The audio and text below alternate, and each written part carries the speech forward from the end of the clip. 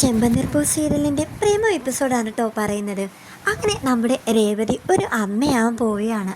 അപ്പം അതുപോലെ തന്നെ അവൾ പൂക്കടയിലേക്ക് പോകാനായിട്ട് ഒരുങ്ങിക്കൊണ്ടിരിക്കുകയാണ് കേട്ടോ. പെട്ടെന്ന് അവൾക്ക് എന്തോ ഒരു ക്ഷീണം പോലെ അവൾ കട്ടിലങ്ങനെ കിടക്കുകയാണ്. സച്ചി വന്ന് ചോദിക്കുന്നുണ്ട്, രേവതി ഇന്നത്തെ നീ പൂക്കടയിലേക്ക് പോകുന്നില്ലേ, അതോ നീ ഇന്ന് ഇവിടുത്തെ ജോലിയെല്ലാം ചെയ്തുകൊണ്ട് നിൽക്കാനാണോ നിൻ്റെ ഉദ്ദേശം?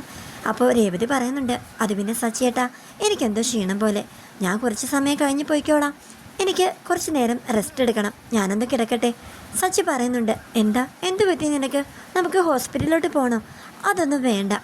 അങ്ങനെ അവൻ താഴത്തേക്ക് ഇറങ്ങി വരുമ്പോൾ അച്ഛൻ ചോദിക്കുകയാണ്, രേവതി മോളെ ഇതുവരെ കണ്ടില്ലല്ലോ എന്ന്. സച്ചി പറയുന്നുണ്ട്, അത് പിന്നെ അവൾക്ക് എന്തോ ഒരു ക്ഷീണം, അവളെ കട്ടിലേക്ക് കിടക്കുകയാണ്. അച്ഛൻ വഴക്ക് പറയാൻ കേട്ടോ, നീ എന്താ അവളെ ഹോസ്പിറ്റലിൽ കൊണ്ടുപോകാത്തത്? അങ്ങനെ സച്ചി രേവതിയെ പിടിച്ചുകൊണ്ട് ഹോസ്പിറ്റലിലോട്ട് പോവാൻ കേട്ടോ.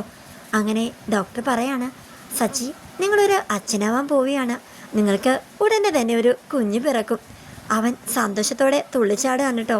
അങ്ങനെ നമ്മുടെ രേവതിയും കൊണ്ട് അവൻ ആദ്യം ബീച്ചിലേക്കാണ് പോയത്. അങ്ങനെ അവൾക്കിഷ്ടമുള്ള കടൽ മിഠായി മേടിച്ചു കൊടുക്കാൻ കേട്ടോ. അങ്ങനെ ഒരുപാട് കടൽ മിഠായി അവളെ കൊണ്ട് തീറ്റിപ്പിക്കുകയാണ്. രേവതി പറയുന്നുണ്ട്, എന്താ സച്ചേട്ട ഇതൊക്കെ, നമ്മുടെ കുഞ്ഞിന് കടൽ മിഠായിയാണോ ഏറ്റവും കൂടുതൽ ഇഷ്ടം? അങ്ങനെയൊന്നുമല്ല, നിൻ്റെ ഇഷ്ടമാണ് ഞാൻ നോക്കുന്നത്, നീ കഴിക്കുക. അങ്ങനെ രേവതി പറയാൻ കേട്ടോ, സച്ചേട്ടാ എനിക്കെൻ്റെ വീട്ടിലോട്ടൊന്ന് പോകണം, എന്നെയൊന്ന് കൊണ്ടുപോകുമോ? അതെന്ത് ചോദ്യമാടി, വാ നമുക്ക് നിൻ്റെ വീട്ടിലോട്ട് പോവാം, എന്നിട്ട് പോയാൽ മതി എൻ്റെ വീട്ടിലോട്ട്.